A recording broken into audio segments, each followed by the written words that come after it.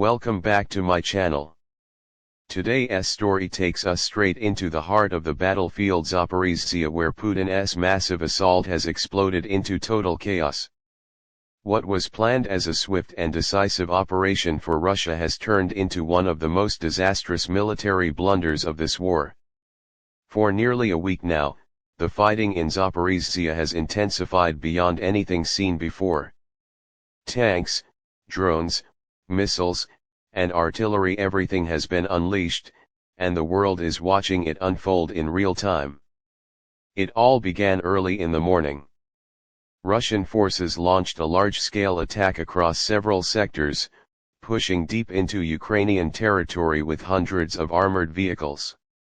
The skies above the region were filled with explosions as missiles streaked toward Ukrainian positions. Putin's generals believed that this was their chance, that this assault would finally break Ukraine's southern defenses and pave the way for a renewed Russian advance toward the Dnipro River. But what followed was something no one in Moscow had predicted. Within hours, Ukraine unleashed a devastating counterstrike. Using long-range artillery, Western-supplied precision weapons, and an array of drones, Ukrainian forces targeted Russian convoys and ammunition depots. The explosions were so intense that they could be seen from miles away. Columns of Russian armor were trapped in open fields, easy targets for Ukraine's artillery. Smoke filled the sky as dozens of tanks were reduced to burning metal. What had started as an ambitious offensive quickly descended into chaos. Ukrainian officials later revealed that they had been anticipating this assault for weeks. Intelligence units had intercepted Russian plans and tracked troop movements using satellites and surveillance drones. So when Putin's forces finally advanced, Ukraine was ready. The defensive positions were fortified, artillery batteries were pre-positioned, and anti-drone systems were on standby. The result was a perfect ambush. Russia walked straight into a well-prepared trap. As the battle raged on, communication among Russian units began to collapse. Radio intercepts captured frantic voices shouting orders, begging for reinforcements, and struggling to coordinate under heavy fire. Many units lost contact with their command centers entirely. Tanks ran out of fuel, soldiers were left stranded, and supply trucks were destroyed before reaching the front lines. What was once a coordinated assault had now become a scene of confusion and panic. By the second night, the battlefield around Zaporizhzhia looked like something out of a nightmare. Fires burned across the horizon. The ground shook with constant artillery fire. Ukrainian drones hovered silently in the sky, identifying and striking Russian targets one after another. In one area alone, Ukrainian forces destroyed an entire column of Russian armored vehicles trying to retreat. Footage released online showed massive explosions as ammunition trucks went up in flames, lighting up the dark sky. Inside the Kremlin, tension was reaching a boiling point. Reports suggest that Putin was briefed multiple times throughout the operation, and each time, the news grew worse. His generals had promised quick results. They had assured him that Zaporizhzhia would fall within days. But as Ukrainian resistance stiffened and Russian losses mounted, those promises collapsed. Russian state media, which had initially celebrated the offensive, suddenly went silent. The reality on the ground was too humiliating to spin. Meanwhile, Ukrainian President Volodymyr Zelensky praised his country's defenders, calling them heroes for holding their ground. In his nightly address, he said, "Every failed Russian attack makes our victory closer. Every tank they lose is a step toward our freedom." His words resonated not just in Ukraine, but across the world.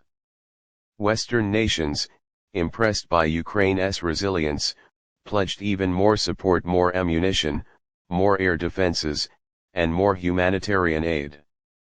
But beneath the celebration lies a grim truth. The human cost of this battle is staggering. Villages around Zaporizhzhia have been reduced to rubble. Civilians have fled in fear as explosions rock their homes day and night. Fields that once grew crops are now covered with craters and wreckage. Thousands have been displaced, unsure where to go or when it will all end. Soldiers from both sides endure freezing nights, exhaustion, and the constant threat of death from above. As the fighting continues, military analysts are calling this one of Russia's worst planned operations in months. They point to poor logistics, outdated tactics, and low morale among Russian troops. Many of them were young, inexperienced soldiers thrown into battle with little training. Some reports even suggest that Russian units ran out of food and medical supplies within days. Without air superiority, without coordination, and facing a far more organized Ukrainian defense, the assault was doomed from the start. Still, Putin refuses to back down. He sees Zaporizhzhia as a critical prize, a gateway to southern Ukraine and a symbolic victory he desperately needs. For him, losing here would be more than a military setback, it would be a political humiliation. That's why new Russian reinforcements are reportedly on their way, even as the current forces struggle to hold their positions.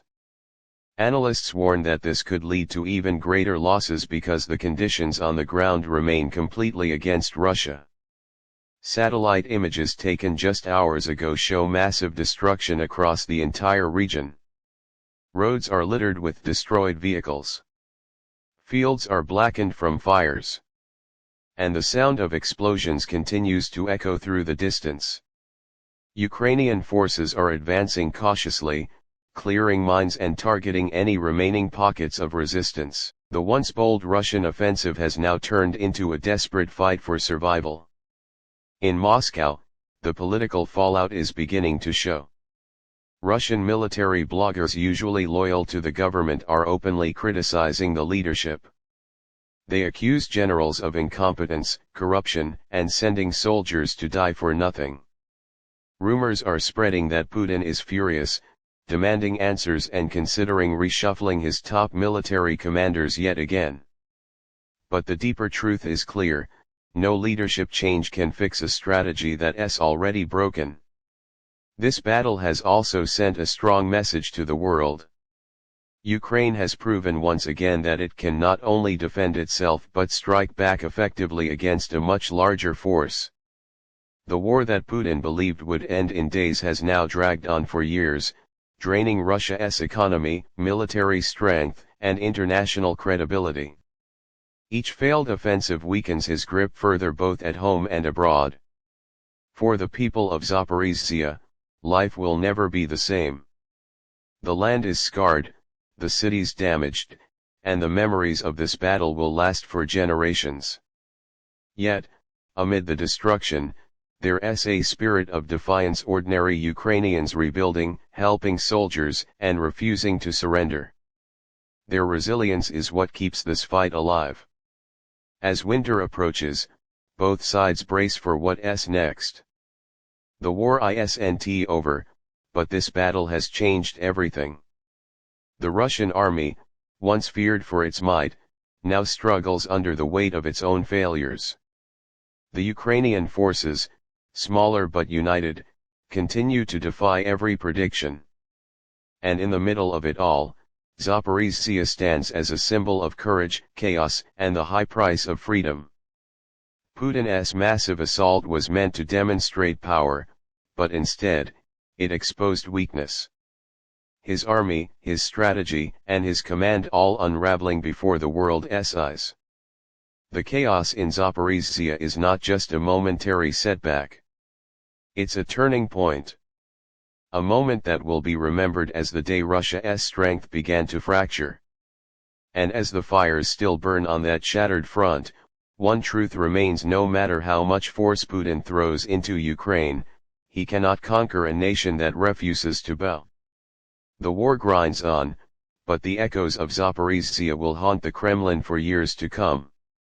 This battle has exploded into chaos, and history will remember it as one of Putin's greatest mistakes.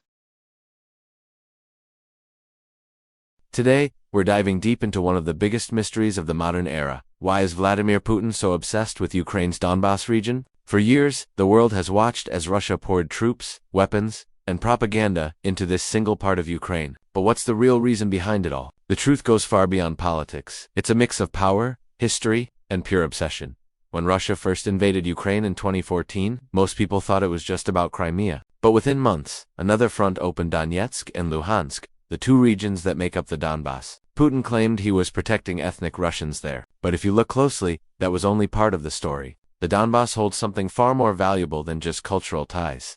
Donbas is Ukraine's industrial heartland, rich in coal, steel, and energy. Before the war, it produced a large part of Ukraine's GDP. Whoever controls Donbas controls one of the most powerful economic zones in Eastern Europe. For Putin, it's not just about pride, it's about resources and influence. Imagine having access to endless coal reserves and the factories that powered the Soviet Union. That's what Donbas represents. But there's another layer. Historically, Donbas was the pride of the Soviet era, a symbol of strength and industrial might. When the USSR collapsed, Russia lost it overnight. For Putin, who once called that collapse the greatest geopolitical tragedy of the 20th century, Donbas became a wound that never healed. Reclaiming it isn't just political, it's personal. It's about rewriting history, restoring the lost glory of the empire he believes was stolen from Russia. And then, there's the military factor. Controlling Donbas gives Russia a strategic land bridge that connects directly to Crimea, one of its most prized territories. That route allows movement of troops, weapons, and supplies without Ukrainian interference. It's a direct link to the Black Sea, and from there, to global trade routes. To Putin, Donbas isn't just territory. It's a vital artery in his plan to expand Russia's reach far beyond its borders. But Putin's obsession also comes from fear. If Ukraine succeeds as a modern democratic state right next to Russia, it threatens everything he stands for. A free and prosperous Ukraine could inspire millions of Russians to demand the same. That's why controlling Donbas is also about controlling the idea of freedom. He wants to show the world, and his own people, that resistance to Moscow comes at a devastating price. Behind the scenes, there's another truth. Donbas is also a gateway to natural gas pipelines, massive infrastructure that runs through eastern Ukraine. Whoever dominates that region can manipulate Europe's energy supply, a weapon far more powerful than any missile. For years, Russia has used gas as leverage, and Donbas sits right on top of that geopolitical chessboard. As the war drags on, the cost of this obsession has been staggering. Thousands of lives lost, cities reduced to rubble, and an economy collapsing under sanctions. Yet Putin pushes forward, no matter the price. That's not strategy anymore. That's obsession. He's gambling Russia's future to secure a piece of land that symbolizes his dream of reviving an empire that no longer exists. And here's the most chilling part. The Kremlin's propaganda machine has made Donbas a sacred cause. Russian media calls it liberation, but in reality, it's destruction. Every inch of ground taken in Donbas is soaked in blood, both Ukrainian and Russian. It's not liberation, it's a battlefield of Putin's pride. The truth is, Donbas has become more than just a war. It's the center of a story that defines the 21st century: democracy versus authoritarianism, truth versus propaganda, freedom versus control. And until Putin lets go of his obsession, this region will remain a symbol of what happens when one man's vision of empire clashes with a nation's fight for freedom. So now you know it was never just about protecting Russian speakers or securing borders. It was about control, power, fear, and a desperate attempt to rewrite history. That's the true reason behind Putin's obsession with Ukraine's Donbas. If you found this video informative, don't forget to like, share, and subscribe for more in-depth geopolitical stories like this. Thanks for watching, and stay tuned, because this war isn't just changing maps, it's changing the world. The arrival of Martlet missiles in Ukraine has changed the air war in ways few expected. For months, Russia relied on a strategy of overwhelming Ukrainian skies with waves of drones and cruise missiles. Low-flying threats often slipped past Ukraine's expensive high-end air defense systems. But now a new layer of defense has entered the battlefield, one that's fast, mobile, and deadly accurate. Martlet missiles may look small, but their impact is massive. Designed to take down low-altitude, fast-moving targets, they give Ukrainian troops something they didn't fully have before: the ability to intercept Russian drones and munitions at short range, in real time. Unlike heavier air defense systems, these missiles are light enough to be deployed quickly with frontline units, turning every position into a potential shield against aerial threats. Before Martlets, Ukraine faced a serious gap in its air defense network. Systems like Patriot and NASAMS were effective at stopping larger missiles and aircraft. But smaller, cheaper drones were a constant problem. Russia took advantage of this, launching cheap drone swarms to exhaust Ukraine's expensive interceptors. With martlets now in play, that strategy is starting to collapse. Reports from Ukrainian soldiers on the front lines describe multiple successful interceptions in just the first weeks of deployment. Russian drones that once hovered almost freely over Ukrainian positions are now being shot down before they can strike. This new capability doesn't just make Ukraine safer, it forces Russia to rethink its entire air strategy. For the UK, supplying martlets is more than just military aid. It's a strategic message. It signals that London is stepping up its support with precision tools that make a real difference on the battlefield. This move tightens Ukraine's air shield while increasing the cost and risk for Russian attacks. Military analysts say the key strength of martlets lies in their agility and cost-effectiveness. Training crews to operate them is fast, and their deployment can be scaled across multiple regions. That means Ukraine can build a wide, flexible defense network without draining its resources. Russia now faces a tough challenge. The low-cost aerial weapons it used to wear Ukraine down are no longer as effective. Every drone or missile launched faces a real chance of being intercepted by a small, mobile, and highly accurate weapon. It's an economic and tactical blow that could reshape the tempo of the air war. This shift gives Ukraine a chance to move from reactive defense to proactive control of its airspace. Instead of just responding to attacks, Ukrainian forces can now anticipate and neutralize threats faster than ever before. Russian pilots and drone operators can no longer assume they'll make it back safely from every mission. With martlet missiles integrated into Ukraine's defense structure, the airspace is no longer easy for Russia to dominate.